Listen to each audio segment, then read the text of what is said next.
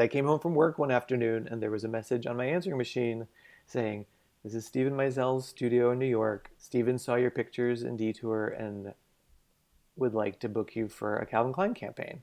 Can you call us back?" I was like,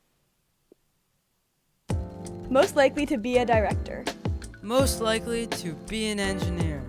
Most likely to be a journalist. A doctor. An astronaut. A best-selling author. Welcome to Most Likely To, a podcast presented by DonorsChoose. We talk to some of the world's greatest minds to find out how they became who they are today. If you can see it, you can be it. I'm so excited to introduce you to our guest today, Eric Daman. He is the incredible costume designer for Gossip Girl and The Reboot, and the man responsible for Blair's iconic headbands and Chuck's colorful suits on the show.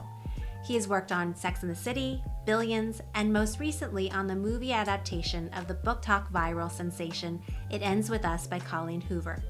On this episode, Eric will tell you how he went from a small town in Michigan to modeling in Paris with Kate Moss, about covering the famed stylist Rachel Zoe in chocolate syrup, and he'll tell you what it takes to become a costume designer and stylist. On Most Likely To, please welcome the brilliant Eric Daman. So let's start at the beginning. What did you think you wanted to be when you grew up? I think I wanted to be someone that lived and had a bigger experience than was being offered in the small rural town in Michigan that I was growing up in. I did not know that I could grow up and be a costume designer. I did not know that the world of fashion was open to me. I did not know, none of these avenues were in my purview at all. But I just knew that there was something bigger out there calling to me, and I was going to chase it until I found it.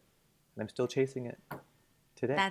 That's amazing. I know you've done costume design for shows and a lot of films about high school, like Gossip Girl and The Carrie Diaries, but I'm curious, what was high school like for you? I had started out in school in a Catholic military academy. So I started off my education there, which was very structured and regimented, which actually gave me a lot of great baseline support for what I would go through in life, I think. And I loved the pomp and circumstance of the uniforms. It was very it was military uniforms. We were in these kind of elaborate suits and hats, and I was very drawn. I really enjoyed all of that. Going into 7th grade, we transferred into public school. Like I said, it was a small town in Michigan, but we were close enough to Detroit that there was a sort of inner city influence that when I got to transfer out of Catholic school into public school in 7th grade, it was just this tidal wave of, let's say, electric tidal wave of culture. It was a melting pot that I had not experienced or had not had access to before that. And this was the 80s, early 80s at this point. So there were kids like breakdancing in the hallway, and it was just, there was music and there was color, and it was just alive in a way that I had not experienced and was just really excited. And what was the turning point that brought you out of this small town to this bigger world? I think the turning point, like in high school in this small town, I found my tribe, if you will. I ended up being very active in drama club, being very active in French club. My junior year, I organized a trip, our spring trip, we organized a trip to New York. So we took a bus to New York City and got to see Broadway plays. And so this was my junior year in high school. So I had an opening to New York City and got to go shopping at Bloomington. Really, I wanted to go shopping in New York, and going to Broadway and all that was fantastic. But let's be honest, I really just wanted to go downtown where I knew Madonna shopped. And Amazing. so even then I was like, I've got to get there, and I know these things exist and I want to be a part of it. And I had this incredible partner who was my girlfriend for my junior and senior year, who was also quite the fashion plate. And we were like these burgeoning fashionistas in the middle of all this denim and flannel. And I don't know if we were trendsetters, because I don't know that other kids were kind of looking at us, not looking to us to emulate what we were wearing, but we had our place. You definitely stood out. You stood out. We stood out, Yeah. and it wasn't necessarily in a bad way. When I first went, there were moments of bullying, of course. But again, I was not a streaking flower. I came from Michigan, so I had a little bit of a city edge. Both of my brothers were like avid sportsmen, outdoorsy guys, and tough guys. So I had that element to me also. So if I was bullied or called out in the hallway, I wouldn't back down, and I would not, I'd always stand my ground.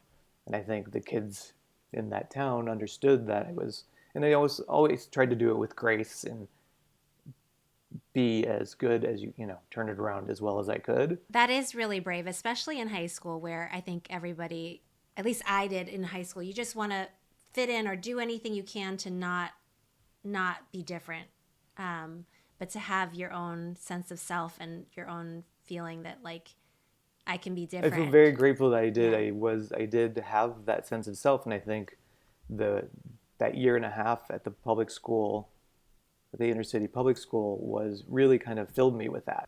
So tell me what your first job ever was, and looking back on it now, was there anything you learned about yourself from that first experience? My first job was again, this is the 80s, so dating ourselves here. Was at a frozen yogurt shop, which frozen yogurt in the 80s was like, was the thing. It still is. Cool. It still is. Froyo. Froyo. Cannot go wrong with the Froyo. Yeah. And it was this new Froyo frozen yogurt store that opened in the mall, at the mall on top of it. So the mall also like the coolest place to be in the 80s. You wanted to be at the mall.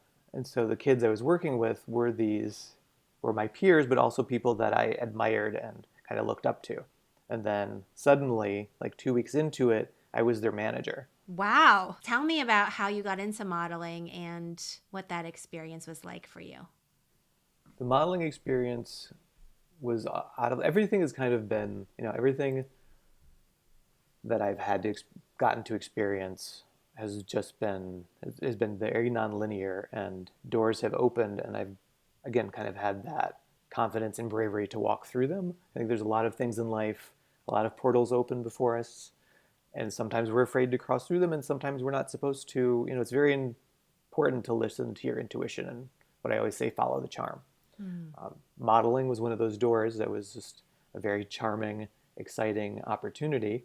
I was living in Paris. I went to college at the Sorbonne for French literature, and my job after I finished, I stayed in Paris. I wanted to live in Paris. It was either Paris or Indiana. So easy choice.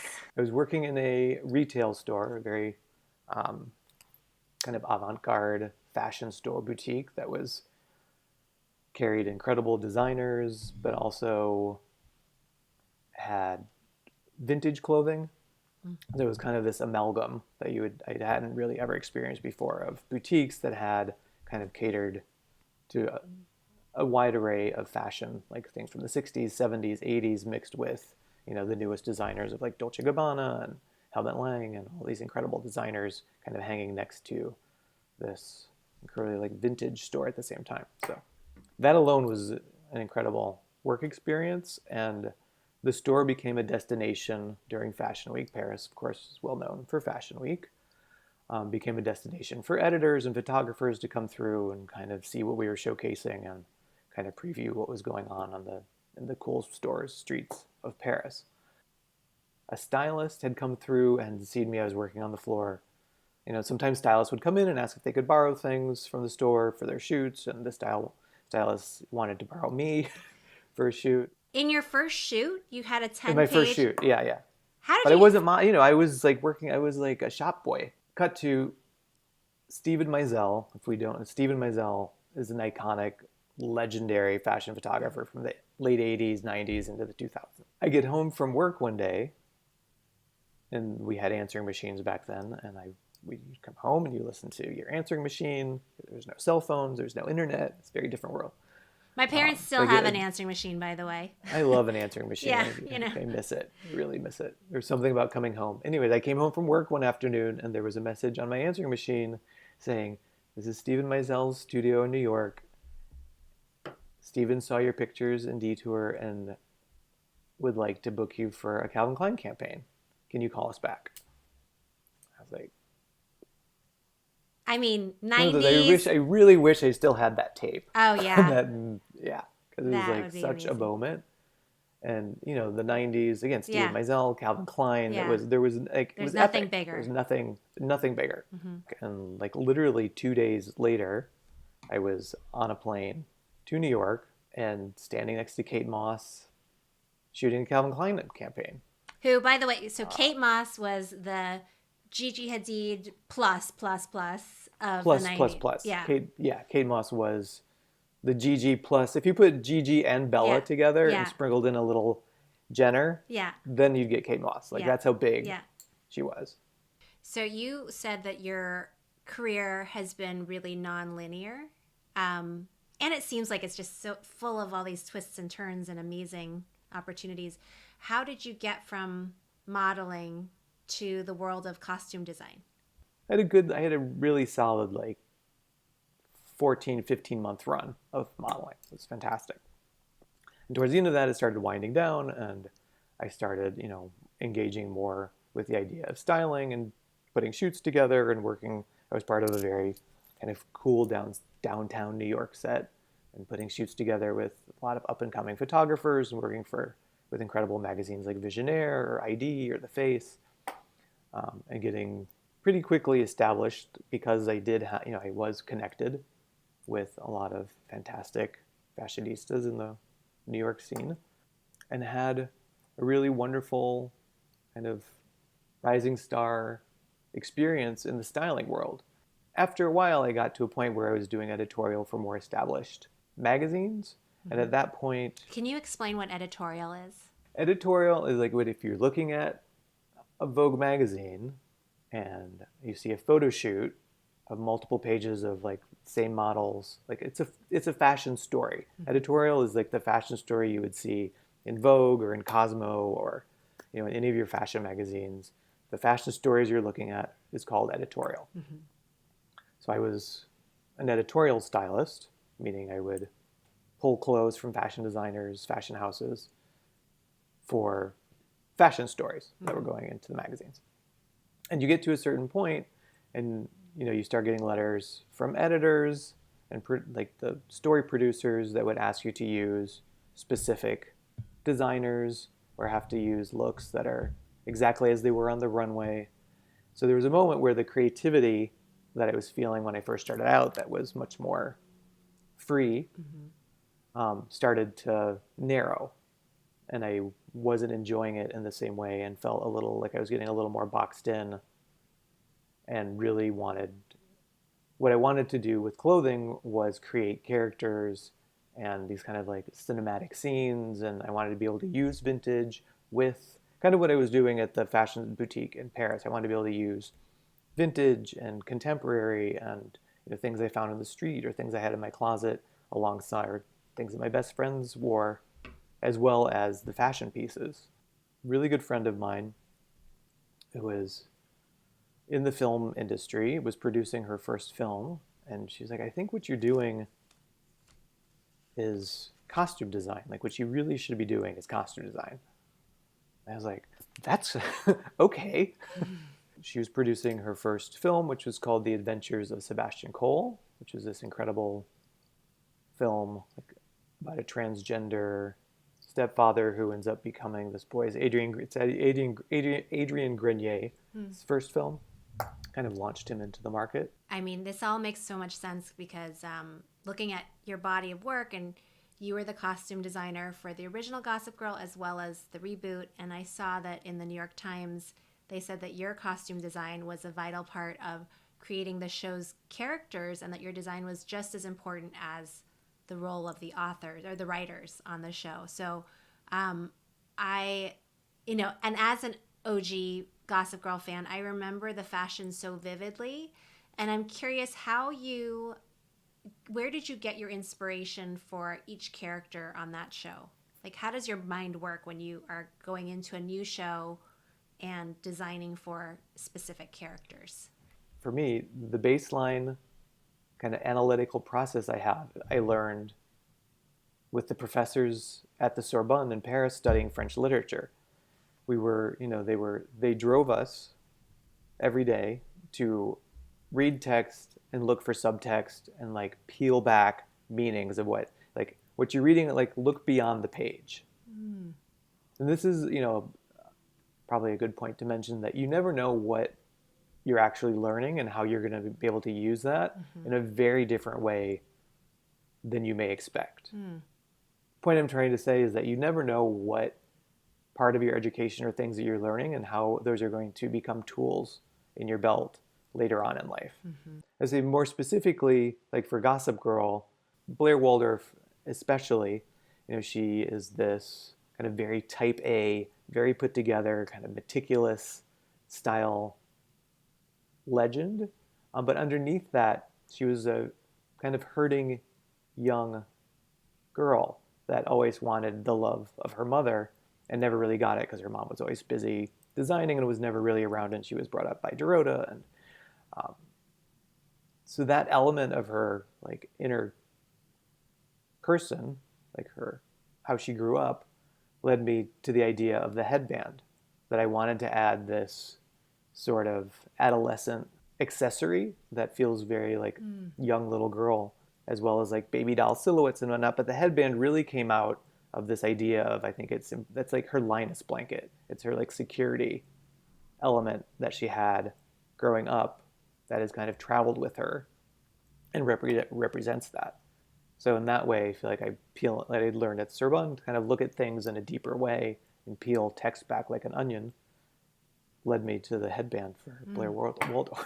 Which became pretty iconic. I mean, it was Completely so many. iconic. I wore headbands. Everybody wore headbands. There were Blair Waldorf Halloween costumes. I mean, there's everything. Everything. Did you go into these shows knowing that you'd be actually setting trends in the world? I did not go into it thinking of course I'm going to create trends. It's just not part of my process. But there was a hope that this would, be like a teenage Sex in the City and have this, kind of fashion element to it that was part of the dialogue and was part of the storyline. You recently finished working on the movie adaptation of the Book Talk viral sensation It Ends With Us by Colleen Hoover. You're reuniting with Blake Lively.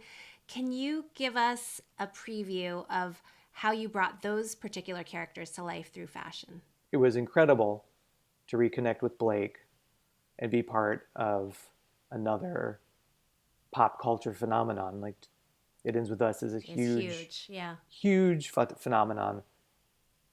Blake, I feel like, is bigger than ever, like running around with Taylor Swift, and it's like Blake Lively 2.0.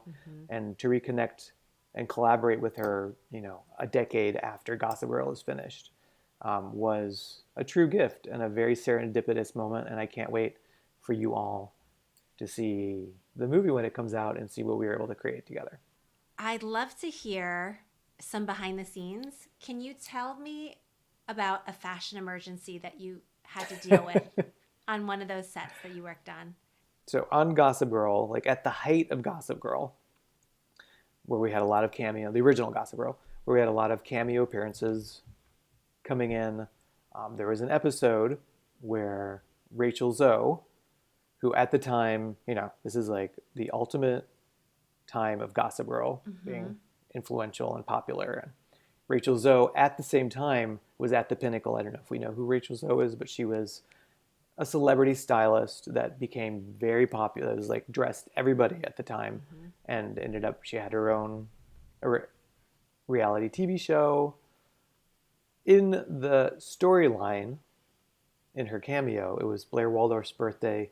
There was a chocolate fountain, which we all know what a chocolate fountain is, and Rachel Zoe trips. In the storyline, we know that this cameo, Rachel Zoe, was supposed to trip, and that the chocolate fountain is supposed to fall on her and cover her in chocolate syrup. So fun for fashion, right? To cover. I mean, fun to watch, and yes, fun to do. But so everything I had to get for Rachel had to be either in duplicates or in multiples. And I was trying to get in like the best of the best and the most, and she was in a very, stylistically, she was in a caftan, which is a full length, and all a caftan is, big long, some people call them their Eton dress. It's a big long tent-like muumuu, if you will. And this one caftan came in. It was this beautiful sapphire blue chiffon, which if you're going to throw chocolate sauce on something, you really don't want it to be chiffon. Chiffon is a very delicate silk fabric. Polyester, fine. Wipe it off, keep on going. Chiffon is just like very delicate. And there was only one of them that came. Rachel was coming in like an hour. I knew that we had like racks full of incredible things that I had 2s and 3s of. I only had one blue of this beautiful sapphire, incredibly embellished. But I knew it had to be in the room because it was so gorgeous. And I was like, whatever, she's not going to pick it. It's going to be fine. She walks in. It's the only thing she wants to put on. So my team, incredible, gets on their computers, gets on the phone, is calling Milan, letting Pucci know that this, and the scene is shooting the next morning. And this is like 5 o'clock New York time. They had one show sample of this blue Oh my gosh. chiffon sample in Milan. They got it on a plane, Wow. flew it to JFK, and it worked out. Oh and it my happened. gosh. And we had a clean one, and we had one that got covered in chocolate. And also the fact that we're like covering this one of a kind amazing gown in chocolate syrup was a fashion emergency that luckily we figured out and made it all happen. And The did fashion gods wanted that and Rachel sapphire Zoe blue. Rachel Zoe was none the wiser? She had no. No, oh no. Oh my gosh. Wow. Hi, this is Ash from Harlem. What is it like being in fashion and entertainment as a gay man? Have you ever had any obstacles because of your identity? Both industries overall are very open and accepting industries that are full of allies. Of course, once upon a time, in the Weinstein era, I witnessed a lot of misogyny and homophobia and racism. I never felt victimized by any of that, or there might have been microaggressions as we call them today, but I was always like on the sidelines. But I definitely witnessed a lot of things going down that really don't exist anymore. And really, like, since I have to say something very positive that happened, there seemed like a reckoning that happened after COVID, that there was zero tolerance on all sets I've been on since then. And it's really incredible to see the turnaround in support and amount of allies and inclusion that is going on. If I were to tell a story, the only time I've ever felt sort of personally victimized by this was when I was modeling, and it actually was from a gay man. Again, I was 110 pounds. I had candy pink hair. I was very different. I was a very outside the box sort of male model, if you would. For the run through of the show that night, and just staying at a male model house, which is its own kind of world of toxic masculinity and homophobia that I won't go into. But again, this was the early 90s, so hopefully things have changed. But the next morning I woke up to a phone call from my agent at the modeling house and was asked to come back for a final fitting for my outfit for the runway show. The runway show for this particular designer was later that afternoon. And so I go to the house and I'm greeted by this designer in particular has a legendary sister, seemed upset and she's like, he doesn't understand and is afraid to use you in the show, and we would like to dye your hair and pad your suit, to sort of make you into something else, really, is what was being said.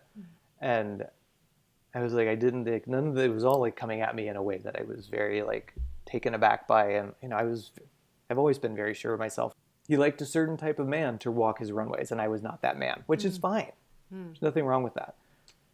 But beyond that, I'm not going to change my appearance to adhere to that. Or It didn't make a lasting impact, or maybe you just had the fortitude inside to like let that, I guess, rediscover your gifts and rediscover yourself quickly? I think because I have a sense, like again, I had a sense of self-worth in going into that situation.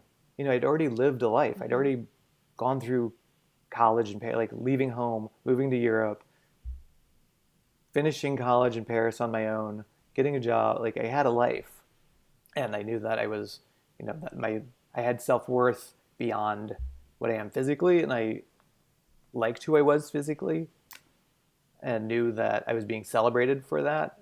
Do you have any advice on how students could find their own style? Like you were able to really define what style meant to you and to really stand out. What advice would you give to others about finding their own sense of style? I would say have fun with it. I think we get very trapped in like trying to just like say we're this or we're that or box ourselves in. And I think being able to pivot and transform and play with style, especially at a young age, to be able to discover who you are through play, play dress up, shapeshift. Don't box yourself into what the cool kids are trying to wear, what you're seeing on Instagram, or you can be influenced by all that, but take what means something to you or take something that inspires you. But you don't have to be that exact thing. Make it your own. I say if you're inspired by a style icon or something you see on Instagram, look at it, but then interpret it to your own self and really, be true to who you are and let your light shine. If one of our listeners is interested in costume design, what are one or two things that they could do right now during their school years to learn more? I would say educate yourself, scroll beyond Instagram and social media and TikTok. I always say look to the past to understand the present and discover the future. Like the past, everything that's happened that we might think is old-fashioned or before us has really led us to where we are today and where we're going to tomorrow.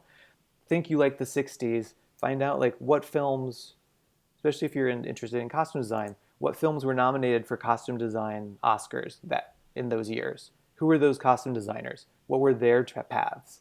And I know that not everyone, I don't want to sound like all the kids are on social media all the time. That's not what I'm saying. I love social media, and it's an incredible place in the world, and I think it's important to look to the past. You have had some huge accomplishments in your career. Is there anything on your career bucket list that you would love to do that you haven't already? Win an Oscar? We have an Emmy, so Oscar? But seriously, yes, Oscar, fine. I'll take her. But she's all right. She's all right. She can live next to Emmy. Really, things I would like to continue to do are opportunities like this. I'd like to be part of a mentorship program for underserved kids, kind of continue to inspire and create and grow in the way that we're doing today. So this is a wonderful outlet, and I would like to do more inspirational work like this. That was costume designer and stylist Eric Daman. Hey, thanks so much for listening. Make sure to click the follow button on your podcast app so you never miss a new episode.